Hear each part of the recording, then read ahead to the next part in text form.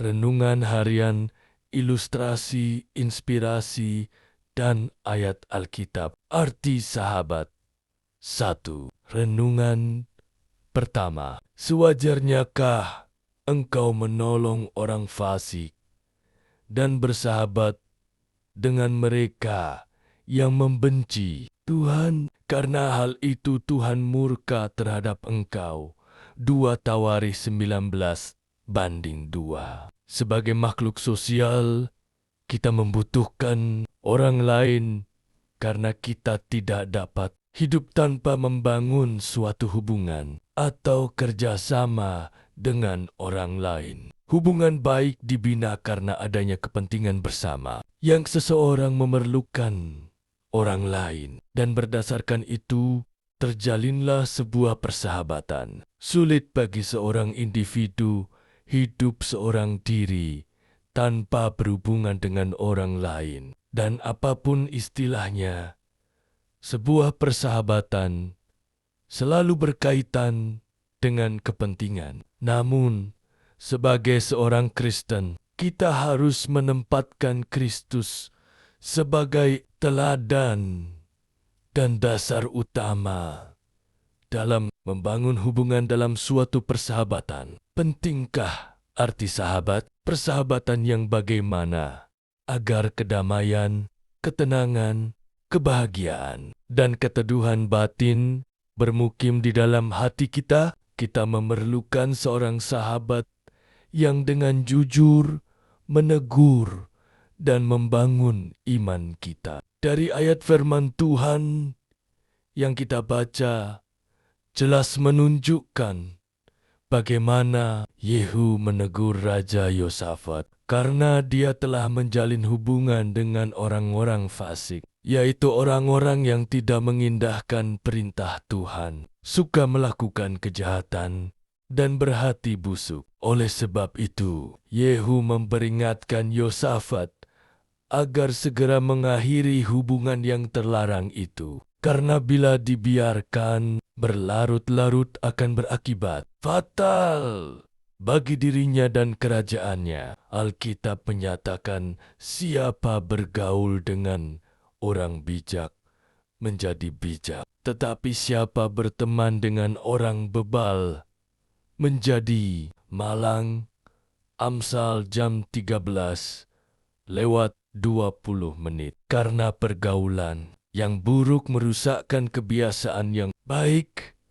1 Korintus jam 15:33. Seorang sahabat yang baik akan menegur dengan jujur ketika ia mengetahui kesalahan yang dilakukan sahabatnya. Ia tidak peduli bagaimana reaksi sahabatnya itu. Yang penting ia tidak mau melihat sahabatnya terjerumus ke dalam pergaulan yang tidak benar di pemandangan Tuhan. Seorang sahabat sejati, bila melihat sahabatnya dalam kesusahan, tidak menghindar atau menjauh, tetapi segera memberikan pertolongan. Bila tidak mampu menolong secara materi, ia memberikan jalan keluar dengan nasihatnya yang bijak. Seorang sahabat bisa menjadi saudara ketika sahabatnya berada dalam kesukaran, bukannya malah memutuskan persahabatan itu. Renungan kedua, arti sahabat dua. Ada teman yang mendatangkan kecelakaan, tetapi ada juga sahabat yang lebih karib daripada seorang. Saudara, Amsal jam 18:24 di zaman sekarang ini tidak mudah menemukan seorang sahabat yang menaruh kasih setiap waktu dan menjadi seorang saudara dalam kesukaran.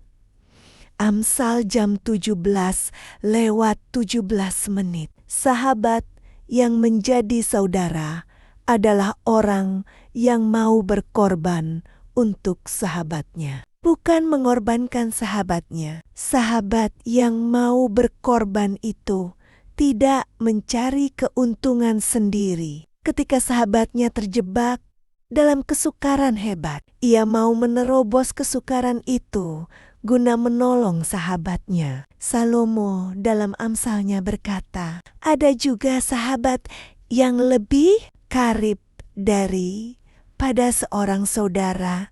Ayat nas. Kata saudara berasal dari bahasa Sansekerta yang berarti satu perut. Jadi, saudara itu pada hakikatnya adalah yang lahir dari perut atau kandungan yang sama, sehingga jalinan kekeluargaan tercermin dalam makna persaudaraan karena kelahiran. Dan sungguh tak bisa kita bayangkan betapa eratnya hubungan seorang, persahabatan yang lebih karib daripada seorang saudara itu. Tuhan Yesus telah memberikan teladan bahwa dirinya adalah figur seorang sahabat yang sejati. Tidak ada kasih yang lebih besar daripada kasih seorang yang memberikan nyawanya untuk sahabat-sahabatnya. Yohanes jam 15:13.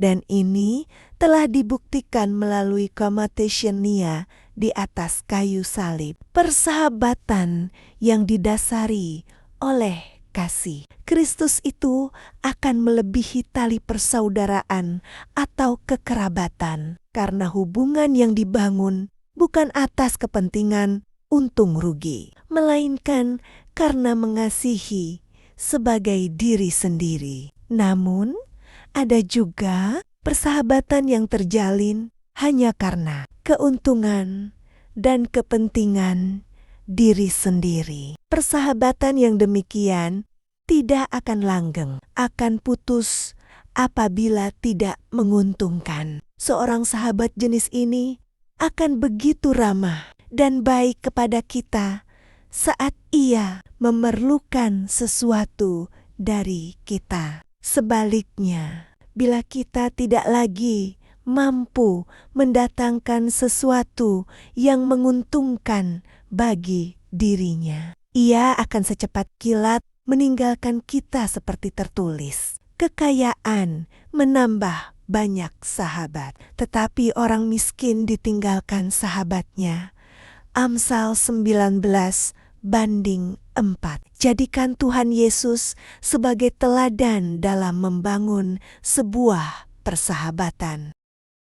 Ilustrasi, ranting kering pohon dedalu di tepi sebuah danau. Sebatang pohon dedalu tumbuh dengan kabang-kabang yang menjuntai lebat. Di salah satu dahan utamanya, ada sebuah ranting yang sudah lama mati dan mengering. Ranting itu berwarna abu-abu kusam, rapuh, dan tidak lagi dialiri sebatang pun sari makanan. Meskipun sudah mati, ranting kering ini menolak untuk lepas dari batang utama. Ia mencengkeram pangkal dahan dengan sisa-sisa serat kayunya yang keras. Ia merasa selama ia tetap menempel di atas pohon yang tinggi itu, ia masih menjadi bagian dari kemegahan sang pohon dedalu. Suatu hari, sepasang burung pipit datang membawa serat-serat rumput. Mereka hendak membangun sarang di dahan tersebut. Namun, saat mereka mencoba bertengger di sana, ranting kering itu berderit dan bergoyang ringkih, membuat burung-burung itu ketakutan dan pergi mencari dahan lain.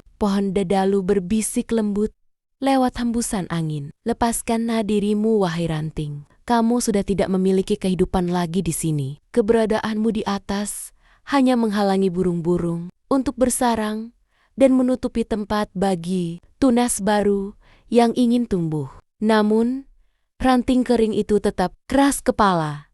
Tidak, jika aku jatuh ke tanah, aku hanya akan menjadi kayu bakar yang diinjak-injak. Aku harus tetap berada di atas sini agar terlihat tinggi dan terhormat. Malam harinya, badai besar melanda kawasan danau. Angin kencang menghantam seluruh permukaan pohon dedalu. Dahan-dahan yang hidup berayun dengan fleksibel mengikuti arah angin, sehingga mereka tetap aman. Namun, ranting kering yang kaku dan rapuh itu tidak mampu menahan tekanan angin. Pangkalnya retak, lalu patah dengan suara keras. Alih-alih jatuh dengan tenang ke tanah, tubuhnya yang tajam dan rapuh itu terhempas ke dalam, mencakar dan merobek kulit dahan-dahan hidup di bawahnya, sebelum akhirnya tercebur ke dalam lumpur danau yang kotor. Seringkali kita mempertahankan sebuah posisi, status, masa lalu, atau ego yang sebenarnya sudah tidak membawa kehidupan